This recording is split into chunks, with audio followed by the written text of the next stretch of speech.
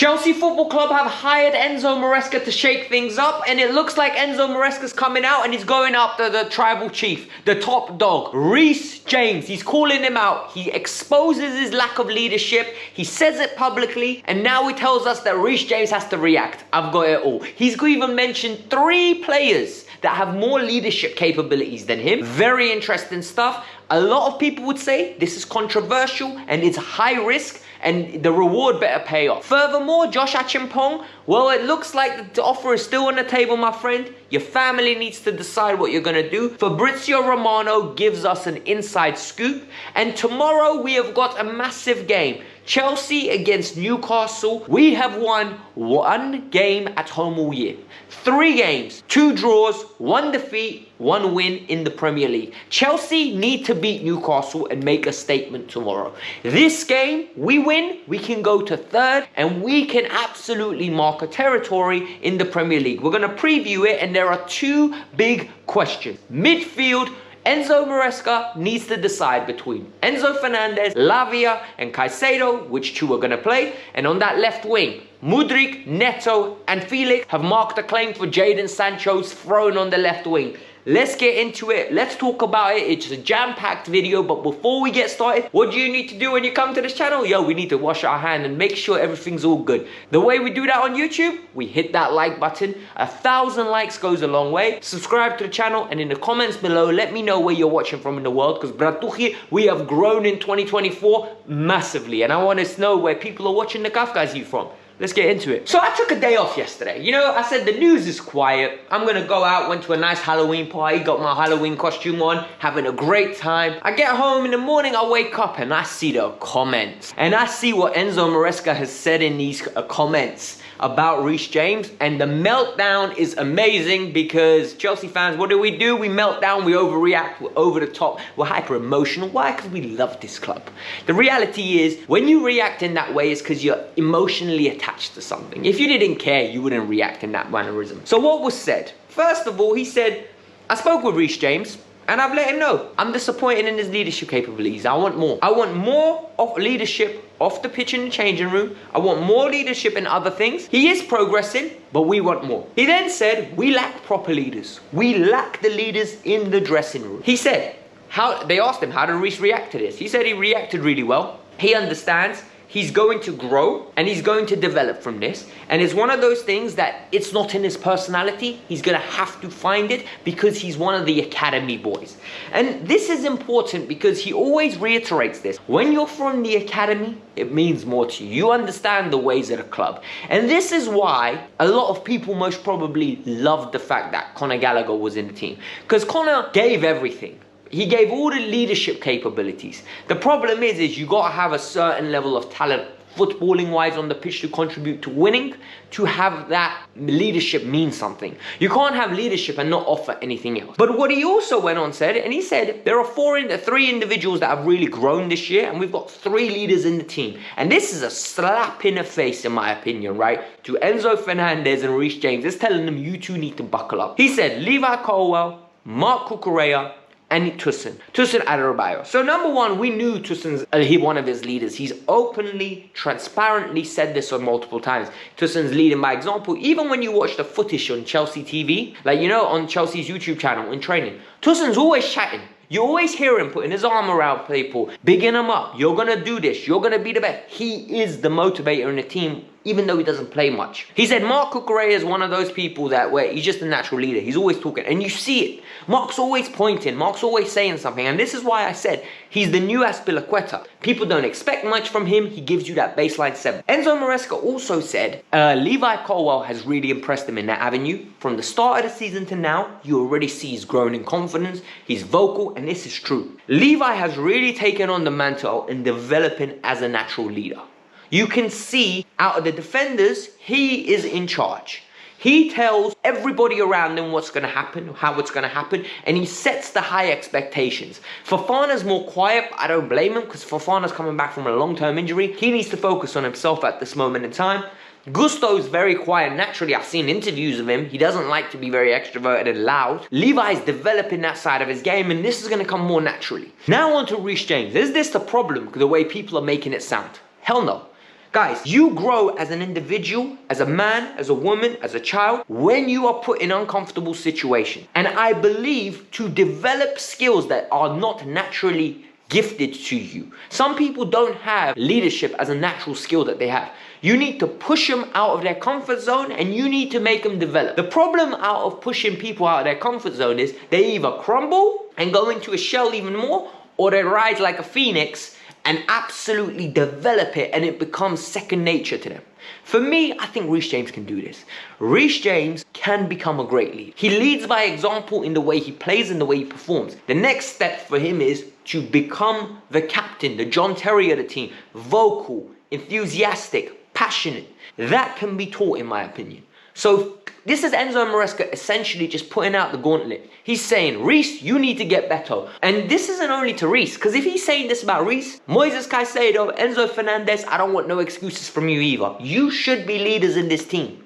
You need to become those leaders. Vocal, outspoken, holding your teammates to account. That is imperative, and I love this from Enzo Maresca. This is another reason why I said his off-the-pitch work with players has been amazing. You've seen it with Noni Madueke acknowledging him after he scored, with Mykhailo Mudryk talking about it, Joao Felix talking about it. He demands excellence, and he holds standards high.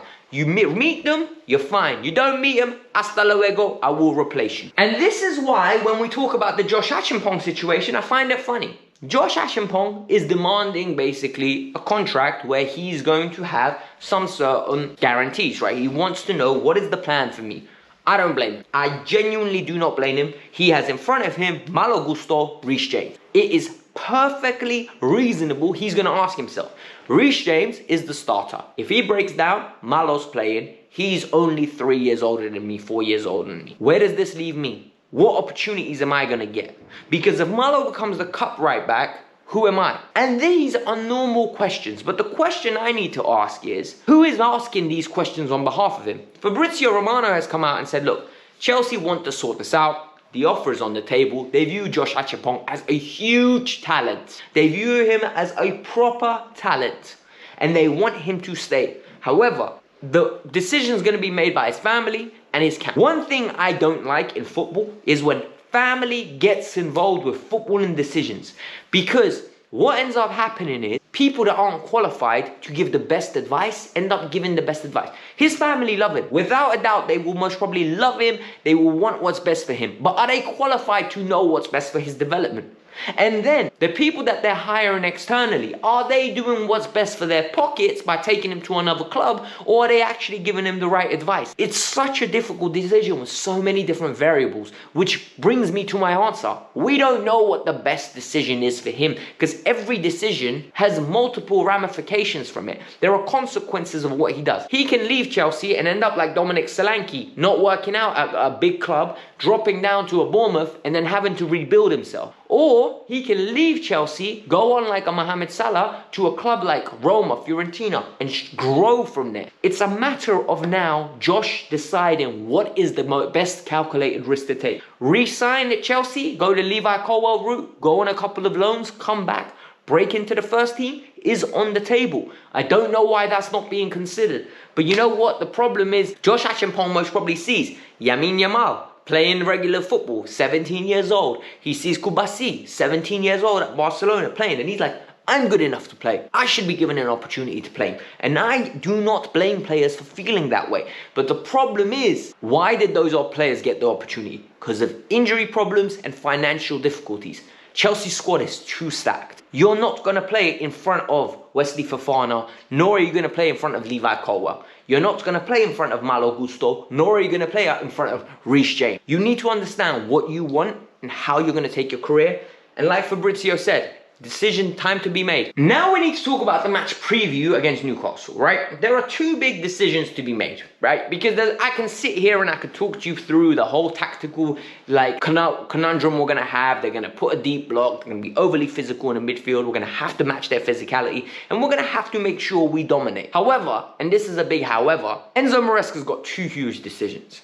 Decision number one, and Enzo Fernandez went on Instagram because this is what kids do these days, well, or footballers do these days. He went and liked a comment where it said, oh, surprise, surprise, basically, play him in his right position in that 6, and Enzo plays well. You like that comment? No need to do it, very childish. Caicedo's numbers apparently have been absolutely impeccable. He's been putting up numbers for days. He's literally putting up triple doubles every weekend. You know what I mean? Like, if he was in the NBA, he'd be the LeBron James of midfield, bro. What he's doing is absolutely crazy. Dude, duels won, interceptions, combative stuff, absolutely unreal. However, the decision needs to be made. For me personally, in this game, I'm going with Romeo Lavia in that 6, and I'm going with Moises Caicedo in the 8. However, and this is a big however, if we want to bring Enzo Fernandez in the way we did with Panathinaikos, you need to use him in that 6. You need to use him like we used Jorginho in the past.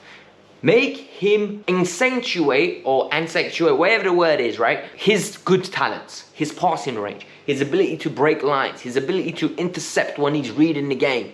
Don't make him concentrate on the physical side of the game so much that he's so exhausted that he's not doing the stuff that put him in the team in the first place. And I think that's the problem. We're trying to turn him into something he's not. He's never going to be an 8 that's box to box running up and down, up and down, up and down. He's not Conor Gallagher. He's not Moises Caicedo. He won't be that guy. He's somebody that needs to see the game in front of him, spray passes, spray passes, spray passes. And you saw against Panathinaikos how many times we opened up their press with his ability of passing through the lines. In this game though, I'm dead serious. I'm going with Romeo Lavia and I'm going with Caicedo.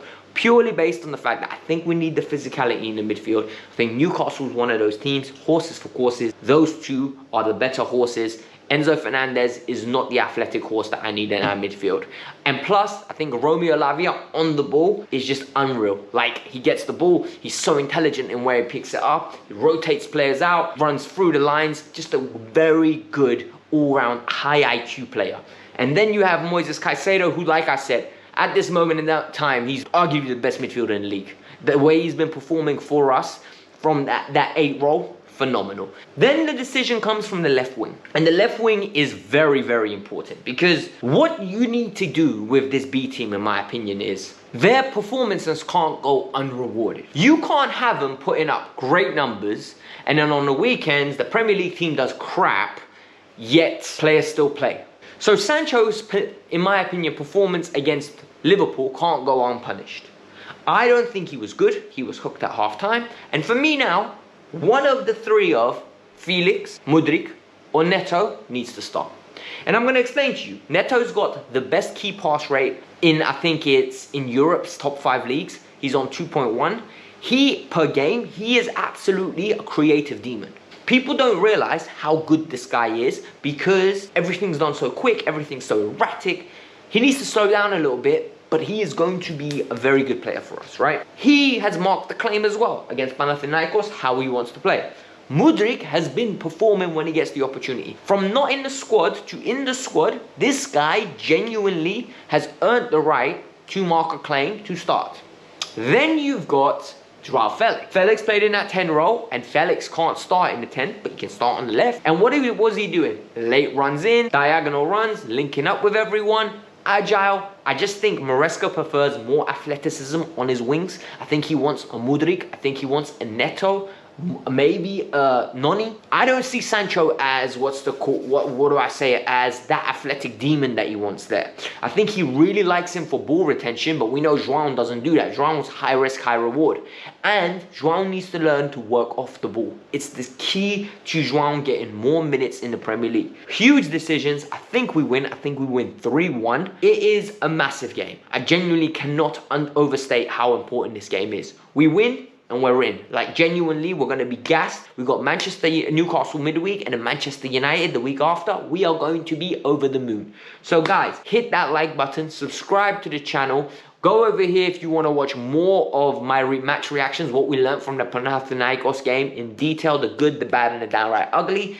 If not, subscribe and hit that bell notifications to make sure you don't miss the review tomorrow. Peace out, I'm out. Have a lovely day.